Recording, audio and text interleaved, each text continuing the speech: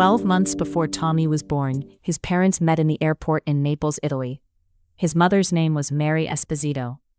She was waiting to board a plane that would take her to a place called New York City in the United States of America.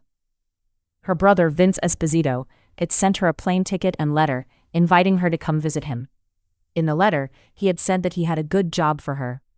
He couldn't wait for her to come and meet his new boss.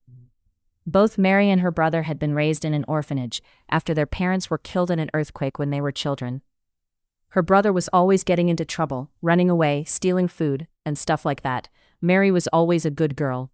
She never got in any real trouble. There was that one time when she got lost. When Mary was 8, a maestra, a teacher, had taken a group of girls into Naples to see the Veiled Christ. While walking ahead of everyone else, Mary turned down a cobblestone street. When she turned around to see if the rest of the group was keeping up, she didn't see anyone she recognized. She had made a wrong turn and suddenly found herself alone in a strange city. She was lost and she was scared. She shut her eyes tight and tried to think of what to do. She needed directions. She needed the polizia. But when she opened her eyes, she saw 3 big boys looking at her. She thought she was done for. But then a strange woman walked up and said, "What are you punks doing with my little sister?" At that point they left Mary alone and turned their attention to the strange woman. The woman smiled and she said, "Oh, you think you can take me? Well, you probably can. But then you would have to deal with my boyfriend. You know who that is?" After she had asked that question, the boys looked at each other and lifted their shoulders. The woman then said, "No, I didn't think so, because if you did, you wouldn't be messing with us." The woman then took Mary by the hand and led her to a flower shop that the woman owned. Mary told the woman that she was from the orphanage and that they were in town to see the Veiled Christ. The woman helped Mary find her group, but before she returned Mary to her teachers, she told Mary that she had been bluffing about the powerful boyfriend. But she warned Mary that the bluff doesn't work every time. So, she should learn to be more careful. That all happened 14 years ago when Mary was 8. Now, she was a 22-year-old woman in the airport in Naples, and she was just as vulnerable now as she was back then. She was not lost, but she may as well have been. She had very little money, a passport, and a one-way ticket to New York City in the United States of America, a place she had never been and had never thought about going. Her command of the language was good. But the only person she would know for a while would be her brother. As she sat there contemplating her fate, she noticed a black man staring at her. He looked away as soon as she met his eyes, but she was sure he had been staring. She noticed a piece of reflective chrome around one of the windows. She maneuvered around to where she could watch the man as she turned her back on him. And sure enough, the chrome acted like a mirror, and she could see his reflection. He was definitely staring at her. She remembered the lessons from her childhood. Be brave, be firm, don't be a victim. Let him know that you have powerful friends in high places. If he messed with her, he would have to deal with them. She turned around and walked straight for the stranger. As she approached, he stood up. He was tall, and somewhat handsome as black men go. But he had been staring at her, and that made him dangerous. She had to show him that she was more dangerous. She walked right up to him, looked him up and down, then turned and walked away, as though he was beneath her interest. According to her ticket, she was flying economy class to New York City. When she finally boarded the plane, however, the stewardess informed her that she had been upgraded to first class, and the stewardess walked her to her seat. She was surprised to find that she would be sitting next to the man who had been staring at her. Apparently, he did not get the message. Be brave, she told herself. He's not going to try anything on a crowded plane. As she sat there trying to stare him down with her most confident face, she noticed that he was ignoring her. He was looking out the window as though she wasn't there. After a while, she decided to introduce herself. "How do you do, sir? My name is Mary Esposito. Did you upgrade me to first class, or was it my rich brother who is waiting for me in New York?" Then she suddenly realized that she had just given her real name to a perfect stranger. She was suddenly scared. But she recovered quickly and tried to look powerful and confident and hoped that her sudden fear didn't show on her face. "Don't tremble," she thought to herself. "Don't panic. Predators don't look for fights." She tried to look like a fighter. She tried to stare him down as he turned to look at her. Then she saw him take a deep breath before he spoke. He said, "I was sitting here trying to think of what to say, but since you figured it out, I guess honesty is the best policy." He paused before continuing. Then he said, "There is something about you. I think it's your blue eyes. Most of the people in Naples have brown eyes. You don't see that many blue-eyed people this far south. Mary reached into the waistband of her skirt and took out a small contact case and put in her brown contacts. The contacts made her eyes look brown. Then she said, "I usually wear these to fit in, didn't mean to deceive you." Then she asked to switch seats with him so she could look out the window, and he agreed. After they had settled again, he asked her, "What do you see?" And she said, "The clouds. We are flying above the clouds." In an obvious attempt to keep the conversation light, he said, "If it wasn't for the clouds, you would be able to see the Atlantic Ocean, the second largest ocean in the world. If this plane were to go down right now, we would be far from the sight of land." She giggled. She couldn't help it. His comment was so silly and unexpected that she couldn't stop herself. Then she said, "That's a nice conversation to have while we are flying." Doubling down on his point, he said, "What I'm saying is that in such an event, and there was only one person I could save, it would be you." Her heart softened a bit. Definitely not a predator, she thought to herself. He was too sweet and innocent. His manner was too open. But then again, he could be a super predator, one that lulls you into a false sense of security, then bites your head off. But somehow she doubted it. He just said that he would save her before all others in the event of a plane crash. She smiled at him and said, "Well, I'll try to keep that in mind." He was quiet for a long moment. Then he said, "You know, some people claim that the Romans believed that the earth was flat. They say that that belief contributed to their downfall." She had been staring at her hands during the moment when he went silent. She had been trying to think of something to say that wouldn't make her look like an idiot. She had decided that cultivating a friendship with this stranger might be worthwhile, since her brother was the only person she knew in New York, and there was nothing for her in Naples. But when he brought up the subject of the Romans and their beliefs, she breathed a sigh of relief. She knew a lot about ancient Rome, and she was glad he was willing to keep the conversation going because she couldn't think of anything intelligent to say. But she was good at asking questions. So she asked a question, hoping it would not offend. She said, "Why did they think the Romans believed in a flat earth, and how did that belief lead to their downfall?" He smiled, which reassured her. He liked her question. Then he said, "You are right to doubt that story. I doubt it myself, actually. I was just trying to make conversation." After he said that, he jumped to another topic. As she listened to him drone on about this and that, she thought about what it would be like to have him as a boyfriend, or at least, as a friend. She really needed a good, dependable friend. All she had in the world that she could count on was her brother. And he was constantly getting himself mixed up in something shady. But now he said he was going straight. And even if he wasn't, he had never given her a reason to distrust him. She was all he had left in the world, and she was sure that he would do whatever he could to keep her safe. After all, they were brother and sister. They were family. In 1962, there was an earthquake in Italy. Mary's home was destroyed, and both parents killed. This happened when she was 8 years old, and her brother Vince was 10. Both her and her brother were raised in an orphanage. 10-year-old Vince was always running away and getting into trouble. But she always obeyed the rules. As soon as he turned 18, her brother went to the United States to find his fortune. She was only 16 then, and not yet old enough to leave the orphanage without a sponsor. So she stayed another 2 years until she was 18. At 18, she was given a paid position working at the orphanage. She was allowed to stay until she turned 22. Then they told her that she would have to leave, but she didn't have anywhere to go. Then, just in the nick of time, her brother contacted her and told her that he had found work for her in the United States. He even sent her a plane ticket. And that's why she was on the plane flying to New York. She turned her attention back to the man sitting beside her.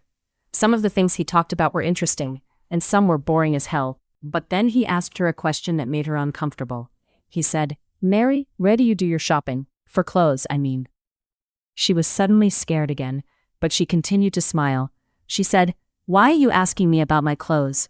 He said, "My family travels the world.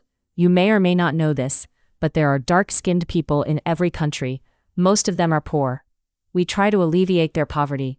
But last year, while in Naples, I found out that there were poor whites as well.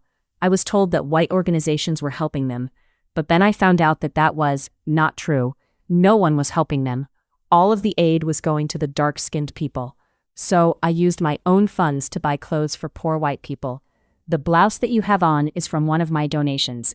Mary looked aghast and said, "Is that why you were staring at me back in the airport?" "Yes," he said. "How do you know it's one of your donations? There must be a million blouses that look like this one. He cut her off by saying, "That blouse has a wine stain on it. The stain is very small, hard to see, most people wouldn't notice it, but I noticed it because I am the one who spilled the wine on it." Mary was almost in tears. She said, "So, I'm poor. Is that what you want to hear, Mr. Ubuntu?" "Yes, and I'm glad." "You're glad that I'm poor?" "No, Mary," he said. "I'm glad that you're not a thief. You are very beautiful. But stealing from the poor is very ugly." So I was confused.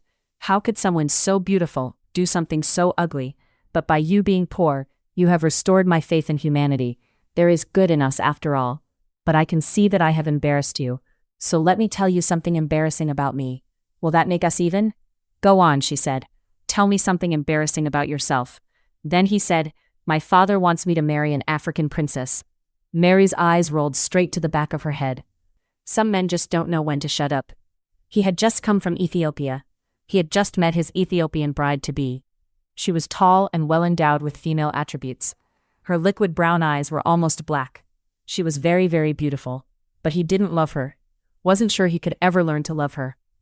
Mary had stopped listening to him talk about his Ethiopian bride-to-be and started grinding her teeth when the plane landed in New York. She got off the plane and said her final goodbyes to Mr. John Ubuntu. Nighttime had just fallen when she got in the limousine with her brother. In an attempt to put the tall, soon-to-be-married to someone else black man out of her mind, she said to her brother, "So Vince, tell me about this job you've got for me. You said you would fill me in on the details once I made it to New York. Well, here I am." Vince seemed hesitant. Then he said, "It's good work, pays well, and you're very beautiful. Should get lots of clients, and by the way, sis, did you tell anyone back in Naples you were coming here to see me?" "No," she said. "You told me not to, remember?" Mary noticed that her brother's hands were shaking, so she became nervous. She started looking around. Out the back window she noticed another limousine following them. It looked a lot like the limousine John Ubuntu had gotten into back at the airport. When she mentioned it to her brother, he said it was probably one of Mr. Vito's men, not John Ubuntu or Buntu or whoever. No black men would come this far into Little Italy without being invited by the boss. When their car finally stopped, her brother had her get out and stand in the headlights of another car, so that Mr. Vito could get a good look at her. As she stood there, blinded by the lights, she heard a voice call out, "Cute face, but what does the rest of her look like? Have her take off that coat. In fact, have her take off her clothes." Her brother helped her take her coat off. Then, after a moment, the same voice said, "You have her coat, now have her take off the rest of her clothes." To which her brother asked, "How many?" And the voice said, "All of them. I want to see her naked." At which point her brother turned to her and said, "You heard the man." Mary screamed in her revulsion. "What, Vince? What kind of job are you trying to get me?" "Well," Vince said, "it's not exactly a job. You see, I owe Mr. Vito a lot of money. He said he would forgive my debt if I could provide him with a beautiful woman. You're the only beautiful woman I know." Unable to believe her ears, she said, "What? You're selling me? Vince, I'm your sister." "Yeah," Vince said, "but if I don't come up with some money, he's going to break both of my legs. I need my legs, sis. Besides, it's not like you've never had sex before." "Vince," she said quietly, "that's not true. I'm a virgin." "What? I'm a virgin. What about—" "He lied. I never did anything with him." Then Vince shouted into the darkness, "You hear that, Mr. Vito? My sister is a virgin. She's worth twice as much as my debt." The voice from beyond the lights shouted back, "A deal is a deal. Go back on your word and I'll have you killed right here and take your sister anyway." "You hear that, sis?" Vince said. "My life versus your virginity. I know which one I'm going to choose." Then out of the darkness there was another voice. A voice from the plane. The voice of the man who had upgraded her to first class. The voice of John Ubuntu. But he did not say, "Unhand that woman, you fiend," as they do in the movies. Instead, he was quoting Shakespeare's Hamlet. Out of the darkness she heard, "To be or not to be, that is the question. Whether it is nobler in the mind to take up arms against a sea of troubles, and by opposing them, end them." Then the tall black stranger stepped into the light and said, "Mr. Vito, gentlemen, and Vince, this young lady is under my protection. You can walk away now or crawl away later, but you will leave her alone." There was laughter all around in the dark. Then Mr. Vito's voice said, "Boy, I don't know where you think you are, but Harlem is 5 miles in that direction. I think you're lost. Must have missed a turn somewhere." More laughter in the dark. Then John said, "That's a no then. Okay, I'm not armed, I don't have a gun, and you have 6 men with you, plus her brother. That makes 8 people against 1. Most of your guys are just as big as me, so I think we should be able to settle this with our fists. And to sweeten the deal, all of you get to attack me at once, and the winner gets the girl." One of Vito's men said, "Boss, this bozo must be some prize fighter from out of town, because I certainly don't recognize him. Let me beat the crap out of him for you." The man started hopping from foot to foot, slamming his fist into his palm. Overhearing the conversation, John said, "No singles. I need you to attack me all at once, so I won't have to go chasing you down individually. That gets tiring after a while, and I don't have all night. And besides that, after I take out half of your men, the other half will take out their guns and try to shoot me. Can't have that. Someone might get killed, and that will be a much harder thing to explain to the police." Then he turned to Mary and said, "I need you to face away and close your eyes. Cover your ears with your hands and hum loudly to yourself. Things are about to happen here that no innocent person should have to see." Mary did as she was told. She hummed and bounced up and down on the balls of her feet, her knees slightly bent. She was sobbing and breathing hard when someone grabbed her wrist and pulled her hands away from her ears. She jumped in fright, and she really wanted to scream. But she knew if she did that, they would just beat her into submission. With her eyes still closed, she started to whimper and beg, not for herself, but for the crazy black man who had tried to help her. She said, "Please don't hurt him. Please, sir. Please don't hurt him. He is just some crazy black man I met on the plane. He is really quite harmless." Then she heard his voice and opened her eyes. And she saw John Ubuntu standing before her without a scratch on him. And she mouthed the words, "What in heaven's name?" John said, It's okay, Mary. It's only me. You're safe now. The bad guys aren't going to hurt you anymore." Mary looked around. Her brother and 7 other men were on the ground groaning as though in pain. They were all still alive. No one was dead. She didn't know if that was a good thing or a bad thing. Then a thought came to her and she said, "Where did your men go?" "My men?" he asked, bewildered. "Yeah, I understand now. You must have had a small army with you. That was why you were so bold and unafraid." John smiled at her and said, "That is a good explanation. That's a better explanation than the one I was going to come up with." After John led her around a few of the fallen men, Mary asked, "What do you mean? What explanation were you going to come up with?" John said, "I was going to say that they fell down the stairs." Mary looked around again and said, "I don't see any stairs." Then John said, "That's why your explanation is better. Now let's get out of here. Otherwise, we are going to have to explain this to the police." Less than an hour later, John was helping Mary check into the hotel where he was staying. She had just stopped shaking when he said, "I'm going to get you your own room down the hall from mine. Also, I'm going to set you up with a line of credit. Think $10,000 will be enough?" Mary looked at him and started shaking again. His words reminded her that she was destitute. She was a lone girl in a big city totally dependent on the kindness of a stranger. With a voice that was cracking, she said, "Mr. Ubuntu, I don't want your money." John looked shocked. Then he said, "Mary, I'm sorry. I was just trying to help." Her tears started to flow and she said, "Mr. Ubuntu, I'm not a charity case. A bluff." She needed a bluff right now, but she was all out. Her mind wasn't working right. He knew too much about her for her to be able to get away with bluffing. He knew she was a poor, destitute virgin from the slums of Naples. She had admitted to being poor when they were on the plane, and her brother had shouted out loud enough for the world to hear that she was still a virgin. Ever since she was a little girl, she had been able to claim that she had powerful friends who would deal with all her enemies. Now, for the first time in her life, that claim would not work. Then she thought of something. On the plane, when John had upgraded her to first class, and she asked him about it, he had said that honesty was the best policy. So now it was time for her to be honest. So she said, "Mr. Ubuntu, I'm not a charity case. I'm a basket case." Between sniffles, she said, "You want to give me $10,000. I don't know what to do with that kind of money. I've never had that kind of money in my life." She tried to compose herself to no avail. Then she said, "When I was growing up, I watched a lot of pretty young girls from my neighborhood go out into the world to make their fortune. They made or was given lots of money, but they didn't know what to do with it. So, they ended up right back where they started, broke and destitute, their youth and beauty gone. I don't want that to be me." She looked away from him and tried to compose herself again. Then she looked up at him and continued, "I don't want your money. I want your help. Will you help me?" When she was in school, she had learned that the biology of mammals was different from the biology of reptiles. When a predatory reptile comes across a smaller and weaker one of its kind, the strong will often kill and eat the weak. Mammals, such as wolves in the same pack, are different. They help each other. In an attempt to tap into his mammalian instinct, she stood ready to expose her throat and hope for mercy. She said, "Your Ethiopian bride, is she coming here anytime soon?" "No," he said. "She's not coming here at all. She's staying in Ethiopia." Mary walked to the nearest wall and leaned against it for support. She had something to say to this man, and his response could tear her apart.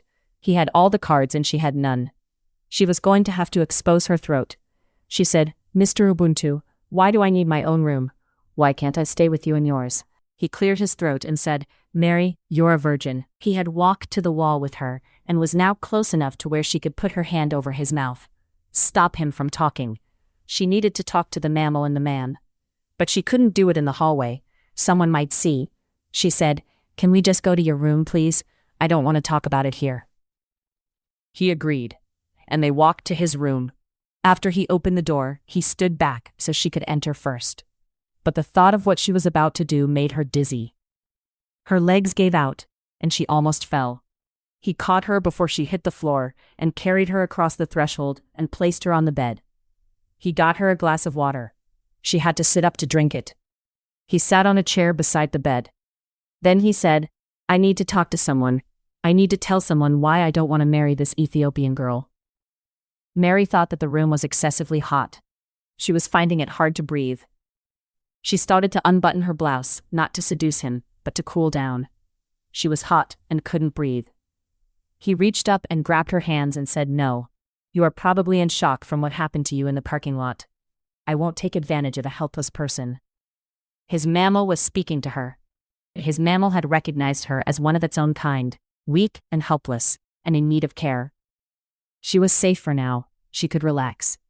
After she calmed down, he released her hands and sat back in his chair and said, "I need to tell someone why I don't want to marry this woman that my father picked out for me." With those words, she finally understood his dilemma. His family believed in arranged marriages, and if he didn't go along, he would be disinherited. She smiled at him then and said, "Seems to me that what you want doesn't matter. Your father is in charge of the family and you have family obligations. I understand that, and I will not interfere with your life. I'll be your woman on the side, if that's what you want." He sighed and said, "You're not listening to me."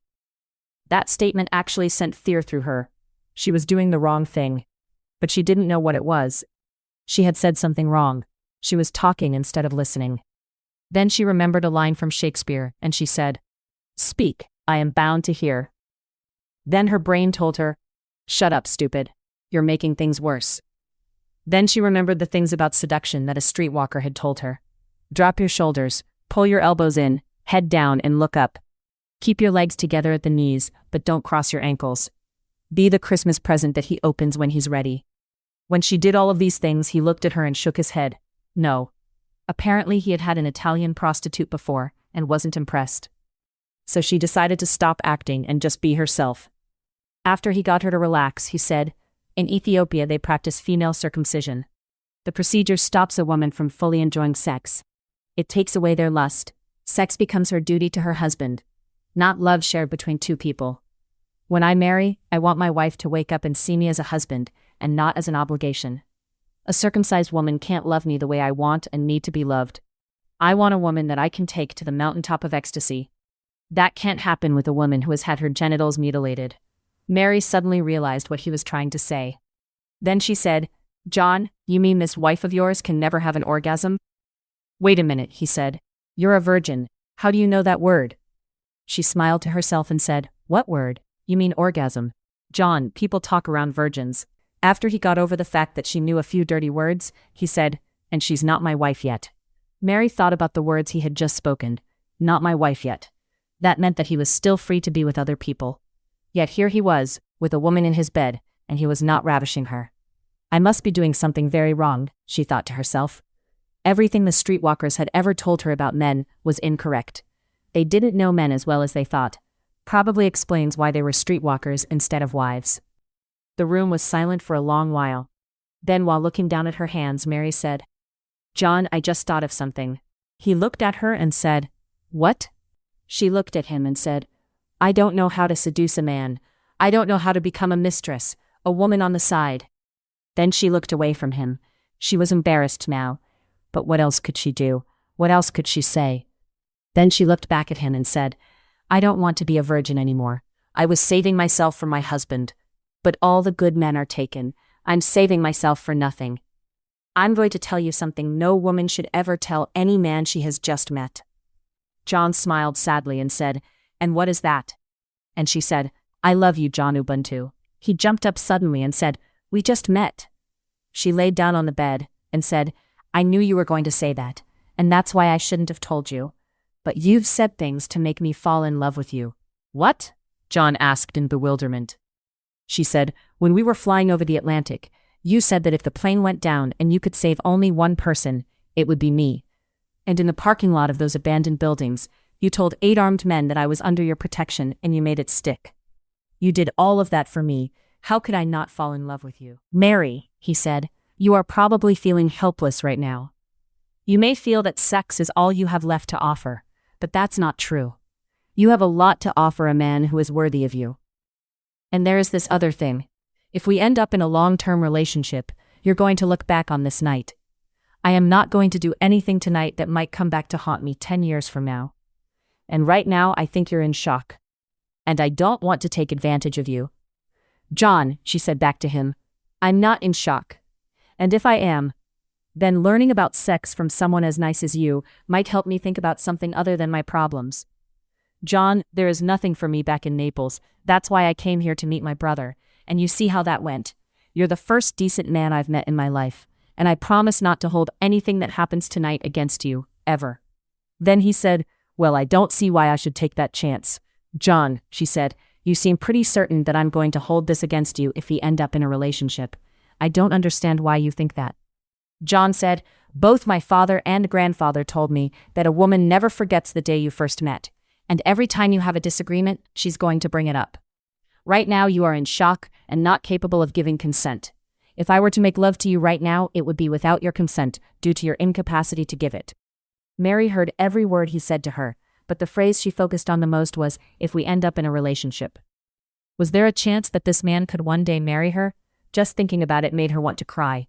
She looked away from him and fought hard to hold back her tears until she got herself under control. They both sat quietly for a long time. Then she said, John, will you dim the lights? When John jumped in his seat, she said, Don't worry, I'm not going to attack you in the dark. I was just sitting here trying to figure out why I love you. I was trying to make up a poem, but I think I've composed a song instead. Would you like for me to sing it to you? Sure, he said. And if I can sing this song, that means that I am not in shock. And one day, if not tonight or tomorrow, but one day, we will visit the mountain of ecstasy together, and you can show me what I've been missing all my adult life. Sure, he said as he got up and dimmed the lights, and she started to sing.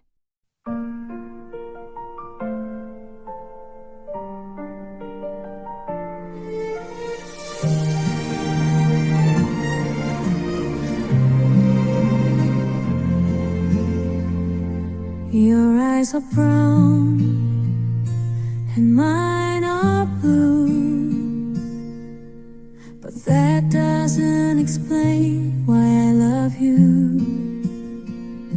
Wherever you roam, wherever you call home, that's the place where I belong. Why do I love you? I don't know. My eyes seem to follow wherever you go.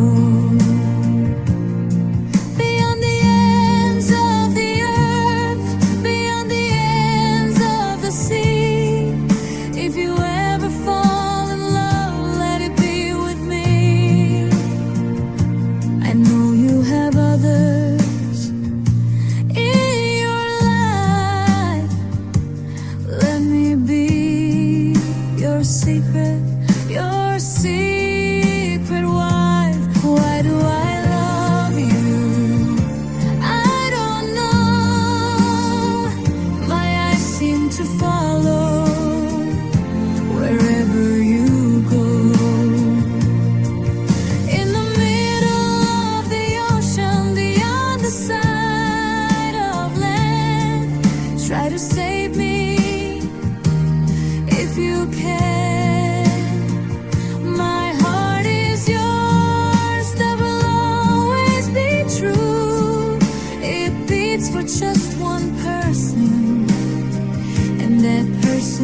miss you? Why do I love you? I don't know. My eyes seem to follow wherever you go.